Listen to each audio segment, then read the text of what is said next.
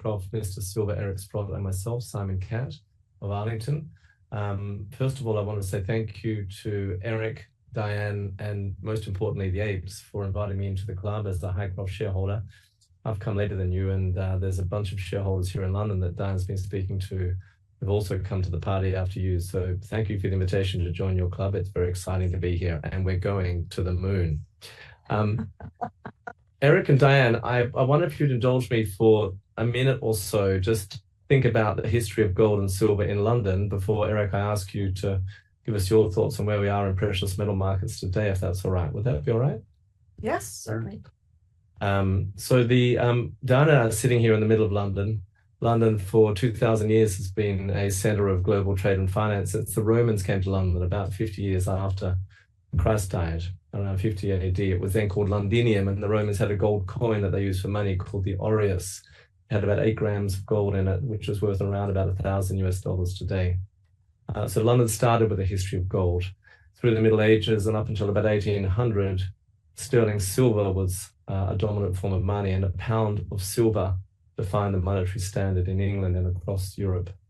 Fast forward to 1870, and England went onto the gold standard. At that point, London was the center of the commercial and financial world. And through until World War I, the gold standard enabled London and England to be the imperial nation that dominated the world, just as the United States does today. After World War II, Eric, perhaps around the time that you were born, I'm going to hazard a guess, it was Bretton Woods, and at that point, the United States dollar became the world's reserve currency, convertible into gold at about $35 an ounce. If I think about where we are today, Eric, we seem to be at a monetary crossroads where the President of the United States is suggesting that it's no longer a privilege but a burden to be the world's reserve currency, and gold and silver are making all-time highs. So my question to you, Eric, is, in your experience, in your multi-yeared lifetime of investing in gold and silver, where are we and how important are they now and in the future in terms of the past for money? That's a very interesting question. Demands a lot of thinking and a lot of history. I got seriously involved in gold and silver in 2000 when I was forced to look for a place to survive what I perceived would be a NASDAQ crash, which did eventuate. And in my research, it became apparent that gold was manipulated by the central banks with the aid of the commercial banks. So it's not, I think we've been through probably 50 years of manipulation of both gold and silver. We are very fortunate as gold and silver owners that the rest of the world has figured this out as well. I think firstly by the Chinese, certainly by the Indians over a long period of time.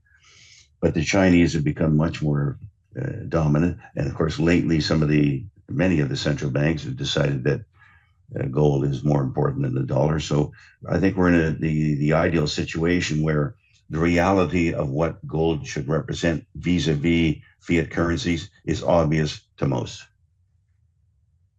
Eric, there's talk in the newspapers a lot recently about a squeeze in silver in particular. So it's topical that the largest silver endowment in the United States is Hycroft. Are we in a silver squeeze, and how can you tell, and what's some evidence of that?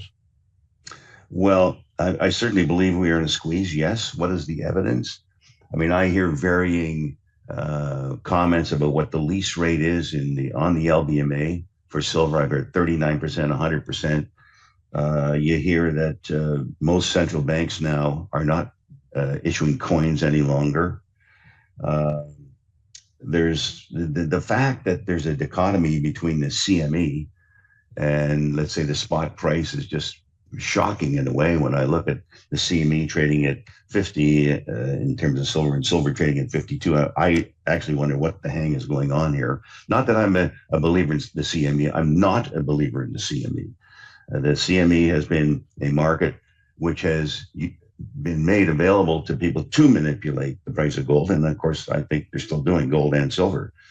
So there's lots of signs of stress. The inventory levels are almost non-existent everywhere. I sometimes, no, I often wonder to myself whether SLV has all the silver that they suggest they have. It's a bit of an open question here when you see all the shorting and naked shorting that's going on in that particular instrument.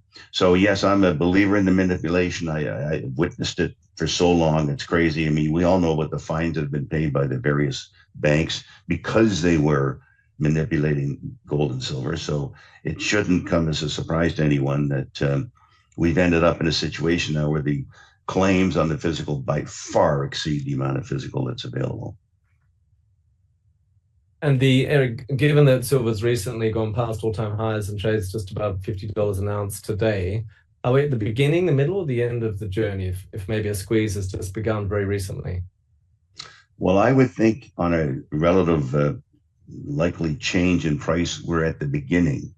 My view would be that if silver traded in a normal market, it would probably trade at a 15-to-1 ratio to gold, which would suggest that 3,000 should be $200. It always traded at 15-to-1 when it was a currency.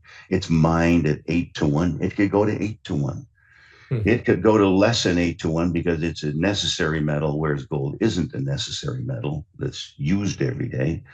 So I think if we look at 50 today and imagine it gets to 200, I know there's many people that have numbers even bigger than that. We're early days in this squeeze and rally. Gotcha. And Eric, as we're here with Diane, and the subject of today's webinar is, of course, silver, but also importantly, Hycroft. I understand you recently invested over $100 million with Diane in Hycroft. Where does that sit in the constellation of your portfolio and priorities? Well, my analytic view, even though I'm not giving analytic advice, is that when I look around the landscape of silver equities that you can buy, where do you get the most leverage? And of course, history teaches you that a company, well, first of all, that's been neglected. That's the first thing you want to find in a company that was going to give you outside performance. Two, you actually want a company that has lower than average grade because everyone kind of dismisses it. And yes, you can dismiss it at perhaps $25 silver, but you can't dismiss it at $50 silver, and you're certainly not going to dismiss it at $200 silver. At $200 silver, Hycroft will almost make exactly the same money as any silver producer, whether your cost is 30 or 20 or 15. It's the 200 that's important. So the big winners are always the lowest grade, lowest perceived grade, what seems like the greatest risk.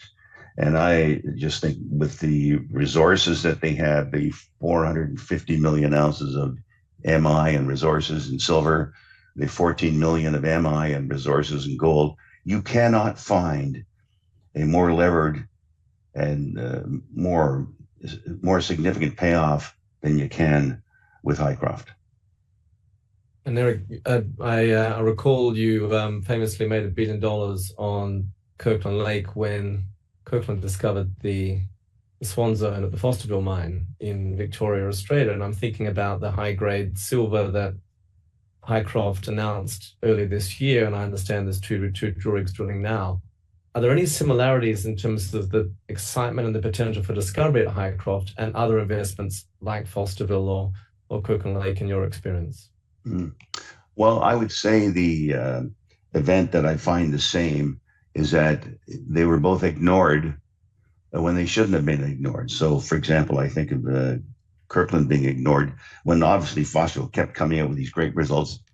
Every drill result after another, just incredible. And the market hardly reacted to it. And the market really only reacted when it was in production and you could see what the effect of the high grade was going to be on the earnings. Right. When I look at Hycroft, I sit here and say, oh my God, the price of silver is 50 and the price of gold is 4,000. Can't people just multiply? You know, I mean, the gross value of the resource is like $80 billion or something. Gross metal value is 80 billion. And that's not considering that obviously the resource is going to grow here because of the price, because you can use a lower cutoff grade and maybe it could grow quite significantly. Two, you have higher grade intersections in the brimstone and vortex that have been announced in the last couple of years, like significantly higher than the mine grade. And three, we have a feeder zone that is sort of showing signs that it may be what manifested the huge deposit that we have here. And of course, it would have very high grade too. So you could get a combination of, imagine getting a combination of a Fosterville and a doubling of prices and a doubling of resources all in one package. So the package is likely to get a lot bigger than I'm describing it as. And Eric, I think you've invested $100 million or so just recently and more in the past in Hycroft. Is that important in the context of your portfolio? I guess it'd be, well, I don't think it's my biggest position yet, but then again, I own, I think, 40% of this fully diluted. Okay. You can only put so much in a 600 million market cap company. Okay. And I'm doing my damnedest to get my position as large as I can make it. And I hope that when the fourth quarter study comes out on what the feasibility study might suggest, that I will feel free to go out and buy more if it agrees with what I'm imagining should be happening here. And it's, it changes so fast. In fact, when I think about this discussion here, if it was yesterday, at the end of the day yesterday, I would have said, we almost had $100 in gold, which is, I think, something like 200 million increase in NAV. We had $2 in silver, which is $200 million increase in NAV. We increased the NAV by 400 million, and the market cap was 600 million. That's a one-day change, one. And yet we've gone from, let's say, $30 to $50. We've had $20 in silver price change, which is $2 billion of NAV improvement. And we still trade at something like 600 million market cap, or maybe a little more than that. So I think there's plenty of upside. Maybe people want to wait for all these factors to play out. And trust me, investors, I love it when you all wait, because there are people looking, like myself and other people who invested recently. So Diane, maybe I can ask you a question. You're here in London. Why are you here? And given that you've recently raised a whole pile of money, as well as Eric's, are there any important new shareholders? And what do they talk to you about? What do they think about Hycroft? Yeah, so thank you, Eric, for those comments. And we do appreciate your wonderful support for us. I'm here in London doing marketing. Simon and I are doing a lot of marketing together. We have transformed our shareholder registry as a result of this offering. So Eric, of course, has increased his position, and he does own 40% of the company. But we've also brought in very key blue chip institutional investors. So it's a phenomenal registry.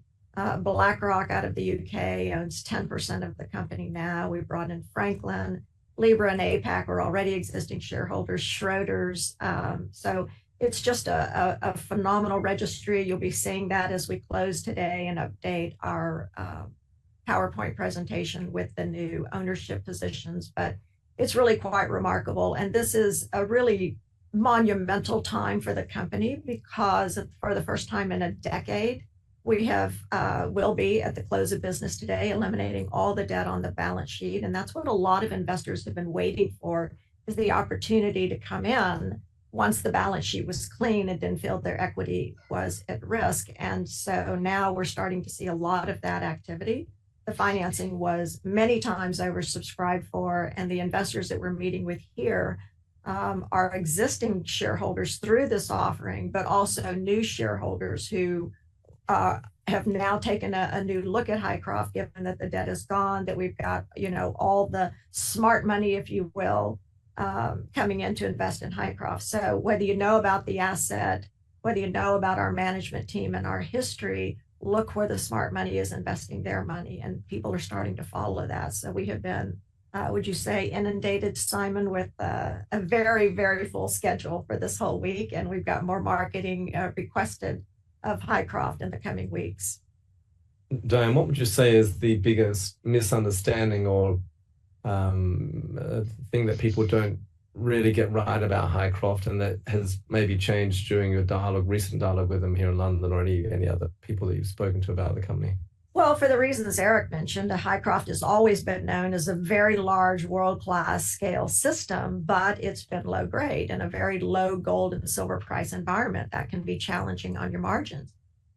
What people tend to wrongly assume, and we saw it with our predecessor company, Remarco, is that, oh, well, if the bigger companies owned it at one time, certainly they would have found anything if it was to be found. And we have now proven that misconception wrong, not once with Remarco, but twice now with Hycroft. So we have done something that truly has been a game changer and has garnered a lot of attention.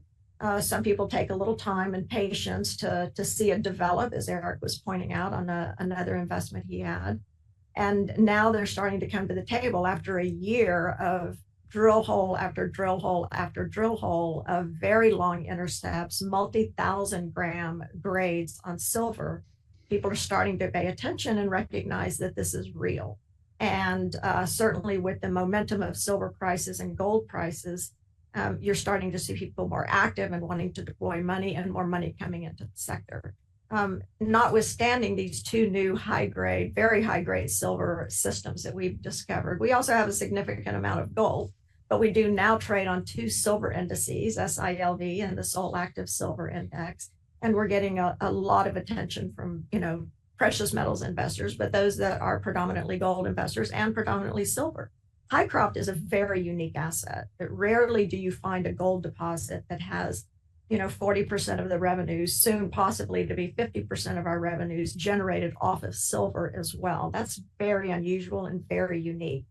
And the other thing is, if you want to invest in silver, you tend to have to go to Mexico or Bolivia or Brazil to invest in those types of assets, and you're subject to political risk as well.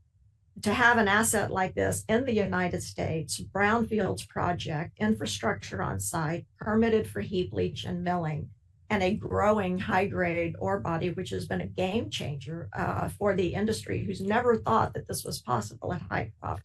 It's really a culmination of a lot of very positive things happening at the company. We combine that with all of our relentless marketing and exposing Hycroft to as many investors and potential investors as we can. And we're starting to see the results of that. And of course, with Eric's lead and his investment, who is the king of silver and the quintessential precious metals investor, a lot of people are saying, oh my gosh, I mean, he's well known for being early, for understanding the value that's hidden that others tend to overlook, or they wait for more assurance or surety or milestones, and they're paying attention to that and following his lead. So it's really a great time to be at Hycroft, and it's a great time for our investors, and we're starting to see more buying coming in even as we market this week here in London. A question for both Diane and Eric. Diane, you've done this before. Remarco, you turned around the company and ultimately you got bid for by another company. What is the thing that excites you most about Hycroft, about where you are on the journey right now compared to your experience in the past? Well, it's always fun for our team to do something that people said couldn't be done. So that's a little bit of an excitement for us. We had a conviction. This is exactly the reason that drew us to the Hycroft property. It's understanding that our predecessors never looked to see, where was the source that was the plumbing, if you will, to creating this large low-grade system. And that's what attracted us. And thanks to our head of exploration, Alex Davidson, and his entire geologic team at site, they put their head down. It took 2 years to do the work, and they were able to hit it in the first hole. So the exciting thing for us is seeing this high grade. This is a world-class scale deposit. It's one of the 10 largest in the world. But now to turn it into not only the largest in size and scale, but the largest in value and quality is very exciting. And we love making money for our shareholders. We love telling the story. And it's truly a game changer. And now that we've got this debt off of our balance sheet, we have the opportunity to re-rate this company, because we trade at a 50% discount to peers of ours who have not even a fraction of the resource we do, no infrastructure, no permits in place. And we know that the result of that discount was because of the debt on our balance sheet, but now we're free from that. And I think now we'll be able to appreciate that re-rating that we see coming. And our job is to get this share price reflective of the value of the asset, which we believe today is still significantly undervalued. Thanks, Diane. Eric, what excites you most about Hycroft? Well, I'm going to take a step back and tell you that, and Diane would know this, in the last 3 or 4 weeks, the last thing I was concerned about was the debt. This is a world-class deposit with a little $120 million debt. Like, it's nothing. Are you kidding me? This deposit versus $120 million debt? And I said to Diane before this last raise took place, I said, you could get hundreds of millions of dollars if you wanted it. And sure enough, they raised 170, but the book, I understand, might have been over 400 million for a name that theoretically nobody even knew about, like 400 million coming out of nowhere. And I've always believed that, I don't even know what the capex is going to be, but if we threw out a number of 2 billion, I don't know whether that's too high or not. With the resource that they have and the change in the resource that's likely to take place, that is just going to end up being a drop in the bucket. And the funny thing is, it still trades for a measly little 600 million. And when I think of 600 million world-class deposit in the United States, in Nevada, right, with permits, with infrastructure, are you kidding me? And with the outlook for silver where it is, and I got to give a little nod to Michael Oliver, who's I follow closely, and he's suggesting that silver could be like $70 before the end of the year, and much, much higher going forward. It's the much, much higher part that excites me about this, because as an investor, I'm looking for return. I don't need protection. I want to see what the upside is going to be. I'd be embarrassed to tell you what the upside would be at $200 silver. Okay, it's just some number that so flies off the paper. It's crazy. Mm-hmm. Sounds good to me as a shareholder.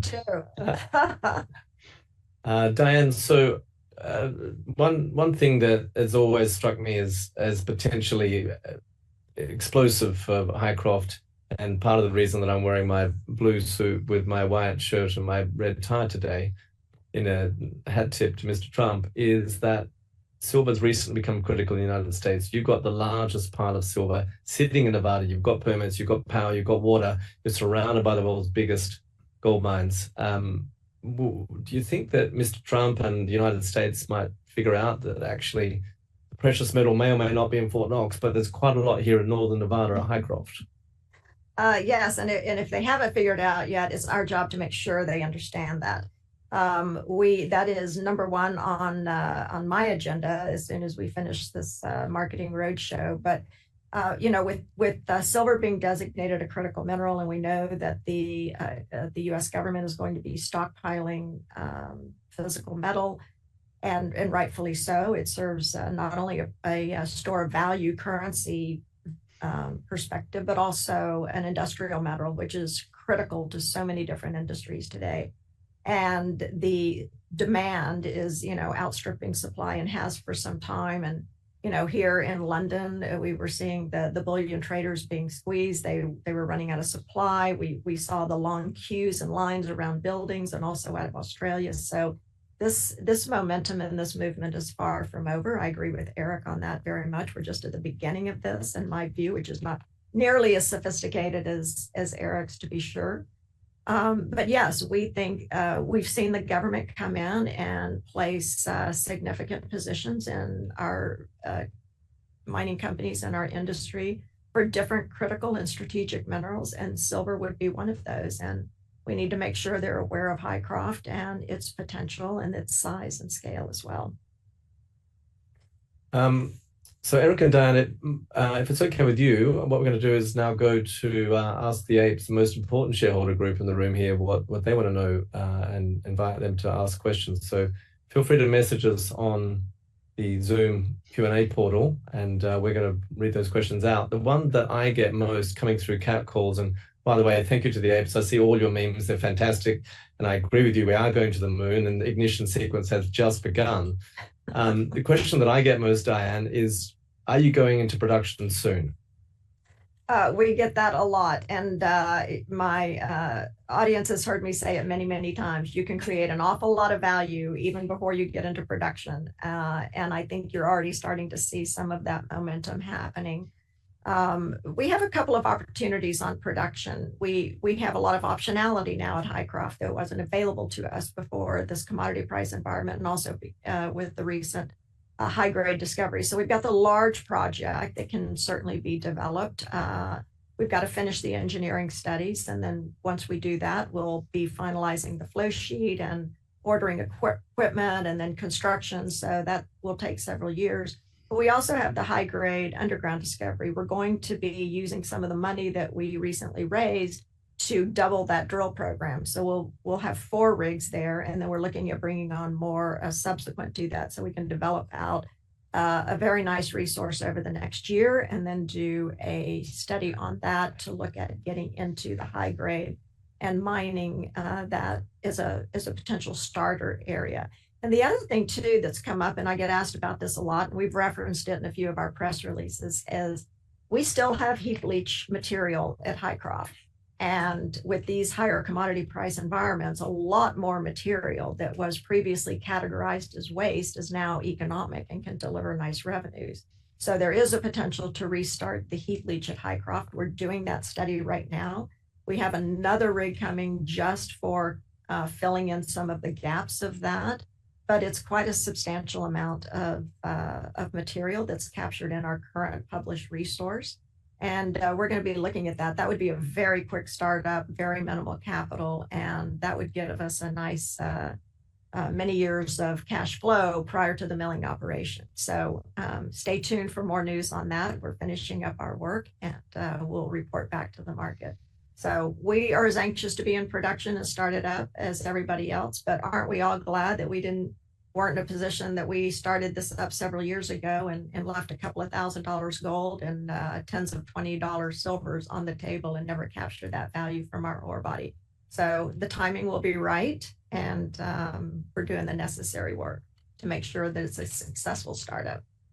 Thank you, Diane. I've got one for you, Eric. Can you please explain from your previous statement that Hycroft has the potential to be a 200 bagger? Do you see that potential or even higher? Well, as I mentioned earlier, the resource could go up a lot here. It could double just from the drilling and from the lower cutoff grade. Okay, that's not that hard to imagine because we've had a dramatic increase in prices here. If they find a feeder zone, that would be incredibly significant. If they develop the brimstone and vortex high grade, that would be significant. And these are all, because the grade is so much higher, the profitability is probably by a factor of 10 times better than what has been mined before. So there's many reasons to think that it could be a 200 bagger. And I got to compliment Don Garrett.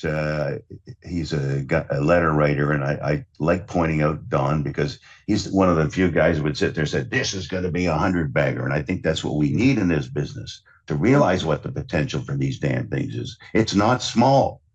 You know, you want to make a difference in your economic life, you better get in precious metals here. So he's been great. I would say to your viewers that they should be listening to Michael Oliver and his MSA Momentum Structural Analysis, because there's the guy who's calling for, you know, seriously higher prices in silver, well thought out. And you gotta listen to these people and see exactly what they're saying to know exactly what the opportunity is, because the key thing as a buyer of something is what's the size of the opportunity. This is beyond anything that you could hardly ever imagine. I mean, it's just so crazily large. I hope they're as successful as they hope to be with the drilling that's going on. It's a massive property. You've been there, I've been there. There's a lot of things to think are great about this company and where it is right now. Right, and Eric, you were there recently, right, at the Hycroft mine? Yeah.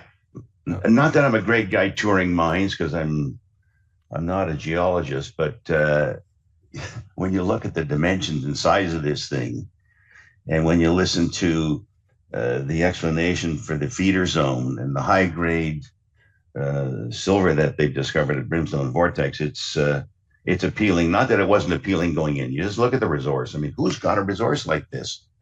As Diana said, there's 10 guys in the world. Well, this is one of them.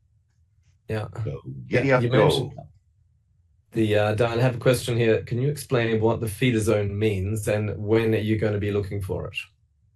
Certainly. Well, we have a drill hole drilling through the feeder zone now. So the feeder zone is down in the boiling area, deep in the system. What gets us excited about that is all of the high grade we've been drilling is within about 500 meters from the bottom of the pit, both in brimstone and vortex. What we noticed in one of the drill holes is below the epithermal vein system, about 20 meters below, we saw this mineral called argento tetrahedrite, which was massive crystals of silver. So you could stand across the room and see these crystals of silver. Finding that 20 meters below a high grade vein is not typical in geology. That is closer to the boiling zone, which sits much deeper in the system. So something pushed that high up. That sample of core ran 80,000 grams, and we have another sample of core that ran 20,000 grams a ton. These are remarkable grades, and these are the types of things that you get deep in the system, because as these hot fluids start pushing up, the heavy metal, the heavy concentrations, the copper, lead, zinc, the gold start falling out first, and then falls out the silver above it. So it told us that we need to start looking deeper. And when we were able to get the geophysics completed on that area through the use of a very creative technology of building a heavy lift drone and flying the wires for the geophysics, we noticed a very significant magmatic source. It's all on our website. You can see it. And we've done a bit of YouTube presentations on it as well.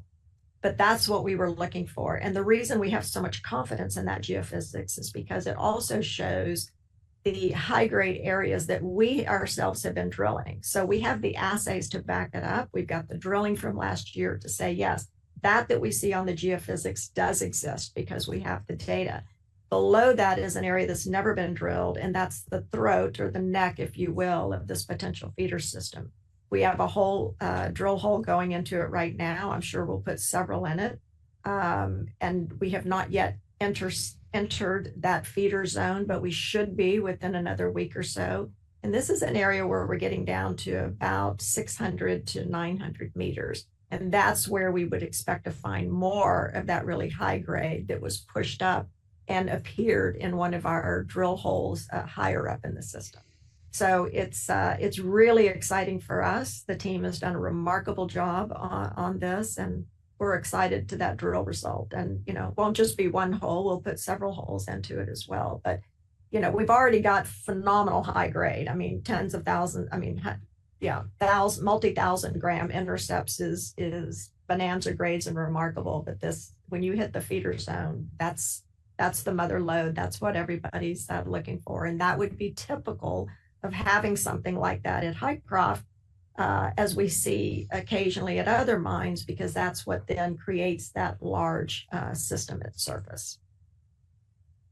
Thank you, Diane. Another question is, what is the replacement value of all of the plant and equipment that it sits on top of the Hycroft mine today? Well, we're very fortunate because this mine has been a heap leach operation since the 1980s, off and on by 4 different operators. And so there's a tremendous amount of infrastructure at site. If we were to build all of that, the truck shops, the labs, the 3 stages of crushing, the Merrill-Crowe processing facilities, the leach pads, it would cost us probably about $1 billion today, and it takes several years to permit all of that. So we have the permits, we have that infrastructure. It will be utilized in the next phase of operation. But because we're getting into more of the sulfide ore, we do have to build the milling component. So it'll be a milling plant. And this is typical of all of these, you know, other large systems in Nevada. They start out as low-grade heap leach operations, and then they transition to a milling operation. So this is very typical. And we're anxious to finish off this technical work, which has taken time, but it's important work. And you have to get that right to de-risk the project for when you start up. So we're very excited to be closing in on the culmination of that work by the end of the year. What does the drill program exploration look like next year compared to this year? And are there any particular targets? And specifically a question on, will you be drilling Wild Rose in 2026? Yes, so we now have a drill rig on Brimstone, one on Vortex. Thanks to all of our shareholders and Eric's lead investment, we're bringing in 2 more rigs. So we'll be drilling 2 rigs at Brimstone, 2 at Vortex. Our drill program will increase to about $30 million or about 30,000 meters of drilling, or feet of drilling, excuse me. And so that's going to be real exciting, robust, a lot of news flow coming out. We need to get the assays back from these holes because you don't want to get ahead of the geology. Otherwise, we would be spending money and wasting shareholders' money. We need to see where we are, where the structures are, and then plan our subsequent holes accordingly. So while we're waiting on those results, we can move the rigs to Wild Rose, which sits adjacent to the east of Brimstone. You'll see in our deck that that is a high priority target. A phenomenal anomaly showed up on Wild Rose. We did drill a hole last year. We got 17 grams of gold, really about a gram of gold, 17 grams of silver.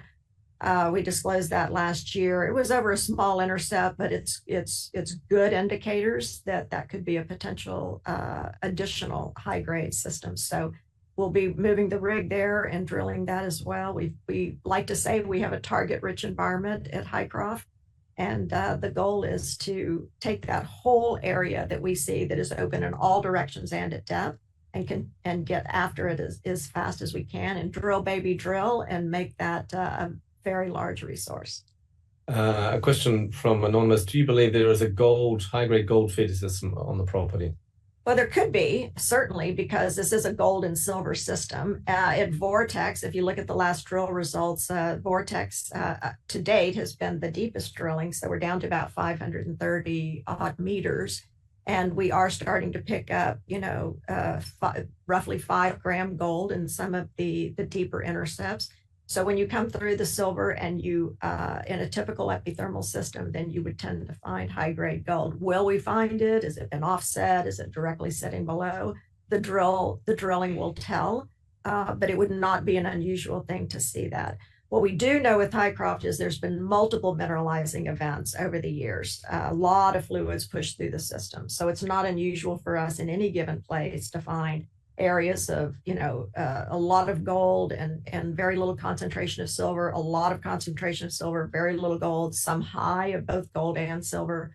There's been a lot of activity going through that, but therein lies the opportunity for identifying, what nobody has ever expected before. So our team has done a remarkable job figuring it out. They now know what controls the mineralization. They understand that. And they've remapped all the structures and, the proof is in the drill results. They're just hitting it hole after hole. When can we expect more drill results? Well, we have 2 holes in the lab now. I will tell you that in this commodity price environment, a lot of people are drilling. So that means there's a lot of material going into labs. Turnaround time last year on our assays was about 3 weeks. We're starting to see that longer now. We're being told somewhere in the 4 to 6 weeks to get those back. So I think we're still another month or so away. But as soon as they come in, we do our QA/QC and then we issue them into the market. The feeder hole will still be drilled for another week before we hit total depth, possibly 10 days before that's completed. Then we have to log it, prep it, and ship it off to the lab. So we should start seeing drill results coming in here, certainly before the end of the year and hopefully within a month or 6 weeks or so. Gotcha. And this is an important one. Eric and I care about this. What kind of drip will we have? Hat, t-shirts, cups, rounds, etc. What is your ETA for release on new merch? New merch. I know everybody needs new merchandise. So we are going to, we'll ask our general manager who's been tasked with the next silver rounds that we're going to be minting. I love the one of the ape the other day that was posted and asked permission that we could use that graphic. If you've got some ideas, send them to us. I think we need a Sprott Hycroft coin. What do you think about that, Eric? Let's mint one of those. And maybe we'll put an ape on the other side. But we will be doing some new merch and into our online store, and maybe we need some silver hats now. What do you think? Silver hats sound good to me. A question: What does the news story look like into next year in terms of production, exploration, technical studies, resources, etc.? So the technical studies are slated for the end of the year. That would be we finished the pressure oxidation metallurgical work. We'll have those results out shortly. We are midway through the roasting metallurgical work. Keep in mind that both processes are amenable to the Hycroft ore. Roasting allows us to gain a third revenue stream, which would be production of sulfuric acid that we could sell into the lithium space as that is needed. And we have 5 lithium mines in Nevada. So we want to look at both of those two. And then we'll put out that technical report we'll choose one of those 2 options, put out the technical report at the end of the year. Continuous news flow over the next year to really 18 months, because we're going to keep drilling as long as we're finding this high grade, we're going to keep drilling. We'll also be assessing this underground in terms of a resource, and also what that would look like to start up as an underground mine. And see what else. So metallurgy, technical report with economics, so people can see the value of this mine. Like Eric said, nobody's really seen that recently, and I think that's going to be quite remarkable, particularly when you're looking at current commodity prices. So just a lot of news flow. This year is really the culmination of a lot of work that's gone on the last 2 years, and it's not just ending here. I mean, this is the beginning of really showcasing the hidden value that's been at Hycroft all these years. And we're just very fortunate enough to be the management team that came in and has figured it out and delivering that value to our shareholders. Eric, is there anything that you'd like to ask Diane, or maybe any messages that you would like to send to the apes or other shareholders? Well, I would make a comment about somebody asking about high-grade gold, and just point out that there's an existing mine there called the Rosebud Mine right within the whole property that was high grade. So yes, we will undoubtedly find high grade. I mean, it's such a big property. I don't know whether Diane's mentioned, I think they've only explored 10% of it. It's just so prospective, it's ridiculous. We just have so many things here, even the mention of sulfur. Can you imagine? We have all these wonderful things happening. Now we got sulfur too. I mean, and I know it's not insignificant, by the way. It's like it's going to be a serious impact on cost if they go the roaster route and they get the sulfur. So there's so many great things that nobody knows about with this company, but we'll all learn soon enough. Yeah, we had a question from an investor at lunch in London today, and said, like, okay, so if you're finding high grade silver or gold now, why did the previous operators not find it? And Eric, maybe you could comment on that, thinking about the history of Fosterville or other mines that you've been involved with as investments. Well, things just evolve. You find things, right? I mean, even in the case of Fosterville, they were mining a low-grade ore body that kept going lower and lower in the ore body. And all of a sudden, instead of getting 3 grams, they get 6 grams. Then instead of getting 6, they get 10. Instead of getting 10, they get 15. And then they get 40s. And then they get equivalent of what Diane just said, 80,000 gram meters of silver. It just, you finally get there where you can put these holes down and you find out what the true value of the ore body was. And when you think of the history of Hycroft and how did those 14 million ounces low grade get on surface? They came from somewhere down below, and it's that feeder zone that could be like incredibly interesting. So it just takes time to get there. And let's face it, when this low grade ore body was being mined and the price of silver was $10 and $15 and gold was like $1,000, man, it's hard to make it come together. But at $4,000 gold and $50 silver, I mean, I don't want to make it sound too easy for Diane, but it's going to help.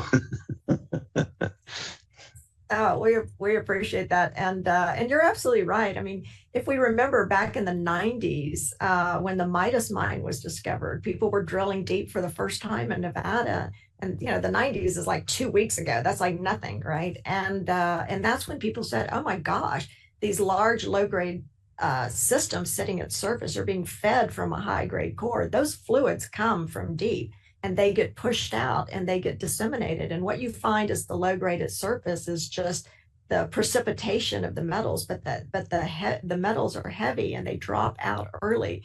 And so you just get the low grade at the surface just being carried up through some of the fluids. So is there potential? Absolutely. Where it is, well, we've got a team that has understood now what's controlling this mineralization. So I put my faith in them. They're very, very good. They don't need me to tell them where to drill, but I can tell you that entire team is very excited. They've all worked for the majors. They are having a great time on this property, and being part of this amazing discovery is just been remarkable for them. So now we have the runway and the cash to be able to really get after that and start looking for those things in a more aggressive way than we have been.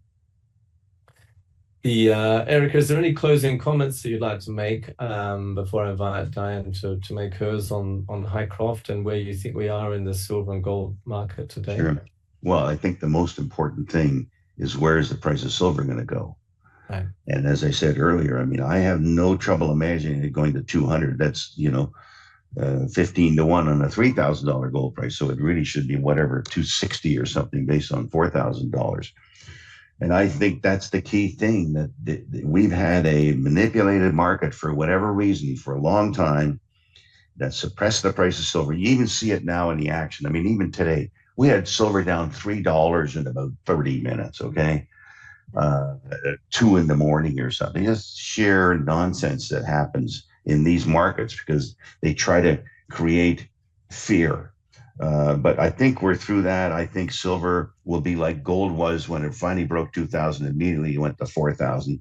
Silver, when it kind of broke to 35, is going to go to, I'm sure, double. And I think well beyond that to catch up to the proper ratio that it should trade at. Imagine thinking it trades 8 to 1, and it's a critical mineral.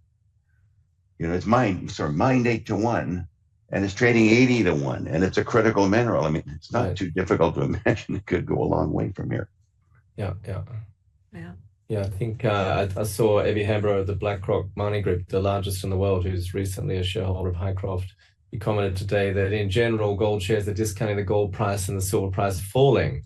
And in fact, his view was that the surprise is that the gold price could go a lot higher, and that actually gold shares are historically cheap in terms of their earnings power today. Absolutely. Yeah. And we heard a lot of that today in some of our meetings as well. People saying, I've got to be part of this. The momentum's moving. This is the early days. People think, okay, has it gotten too big? Is it a bubble? But by and large, the sense is that this is here to stay. There's too many factors at work right now that are going to, keep pushing these commodity prices higher, is our belief. And Simon, sorry, I was going to say, Simon, that we haven't even mentioned that Mike Wilson has suggested that Morgan Stanley, you should have 20% in precious metals, up from 1. Yeah. Well, you can't go from 1 to 20 without the prices going up, because we only produce 1% more gold a year. You have to have a price appreciation to get to 20. And then it almost necessitates a 20 times increase in price to get to 20% in gold. So that's another big factor. Yeah, huge factor. Exactly. And we were talking to the gold guys who, the $200 billion US Treasury owner who've got the world's largest stable coin, and they've started a gold coin. And their anecdote is that they buy 2 tons a week of gold from the Swiss refineries, and they can't get any more of it. Them and the Chinese are competing against each other. Well, the way to get to solve that problem is put the gold price and the silver price up, and then suddenly you get more supply. But that will take some time. Yes. It'll take some time. Diane, is there any closing comments you want to make, or maybe any messages to your fans and shareholders out there? Sure. Well, I want to thank Eric for his faith and conviction in us, and his continued investment and being that lead, and all of the new shareholders that we've added to our registry. Many of you, we've known each other well. You've invested previously in our other company. So you know how we roll, and we take your investment very seriously. To all of our retail group and apes, we love you guys.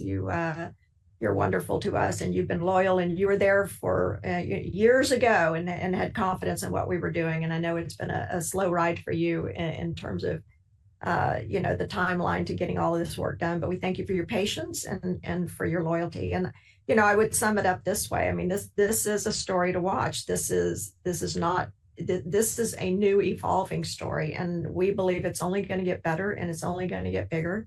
It's the right asset in the right location with the right shareholder base and the right management team, and the time is now. So we hope the rest of you will come along on this ride with us, because we're extremely excited about what it is going to become.